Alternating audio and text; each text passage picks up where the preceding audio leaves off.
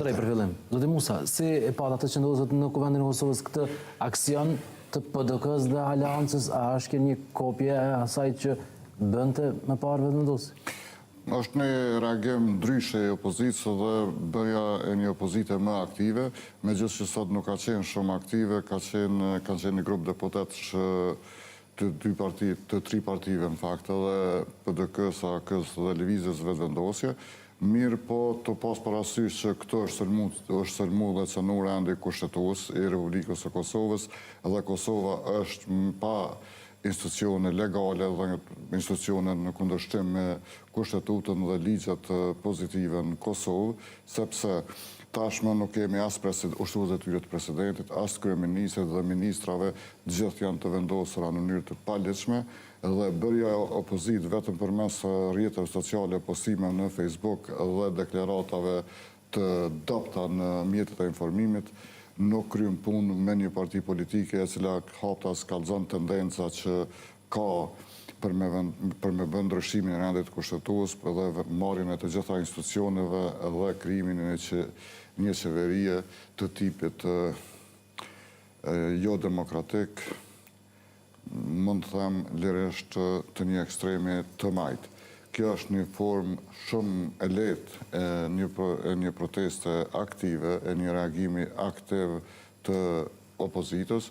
Unë pres që opozita të përfshi këto dhe lidhjen demokratike të Kosovës të marrin rolin e tyre kushtetues, të parandalojnë shkatrimin e rendit kushtetues të Republikës së Kosovës, i cili ka hyrë në veprim, tashmë ka hyrë në veprim fuqishëm, për shkak se që 2 vite vazhdon të jetë qeveria në detyrë apo qeveria në detyrë, e që në fakt kemi pas zgjedhje, nuk ka pas zgjedhje të institucioneve ose president dhe deputet që nuk e nje kë sistem kushtetues, por nuk e nje as sistemet juridike dhe politike. Po thoni ndrimi opozitë bërjes, por aty pati edhe skenat e tjera, Zoti Musa. Ndryla, përplasje fizike.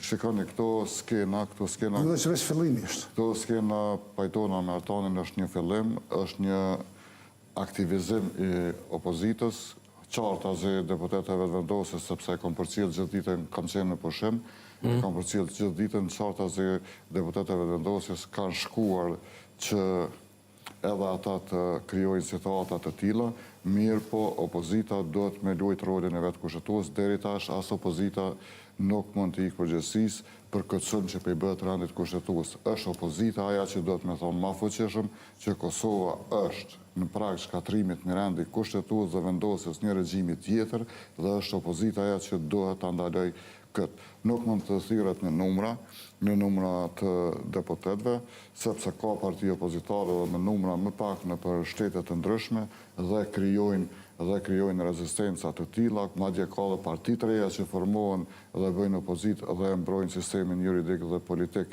sidomos në shoqëritë jo demokratike, e tillë çfarë është krijuar edhe klima institucionale në Republikën e Kosovës. Përtej një aksionit të tillë, çka mund të arrihet më shumë? Po mund të arrihet më shumë sepse këtu ne i pam një numër shumë të vogël të deputetëve dhe jo kryetarët e partive politike, jo hesët e grupeve parlamentare, pse tash aktualisht ne nuk e dim kush janë, po me siguri partitë politike janë përgatitur. Dhe në këtë drejtim unë mendoj që duhet të jenë të gjitha partitë opozitare, por jo vetëm partitë shqiptare. Unë shpresoj se duhet të trasin mendjet edhe partitë e minoriteteve, sidomos minoriteteve jo serbe dhe të etablohet shoqëria, sepse asnjë parti politike në mënyrë të veçantë komuniteti shumicës, por as pakisë nuk ju bën mirë me instalimin e një pushteti jo demokratik që në mënyrë të paligjshme uzurpon institucionet dhe kërkon që të nënshtroj edhe opozitën. Tash për tash mënyra që është parashtruar dialogu, ftesat që bëhen... Ju ka dërguar sërish Zoti Kurti, ftesa për takim. E janë të diskutojmë dhe pranoni kushtet e mia me në kryetarin e Kuvendit dhe 2-3 ministri. Kjo është diktat dhe përpjekje për ta nënshtruar opozitën.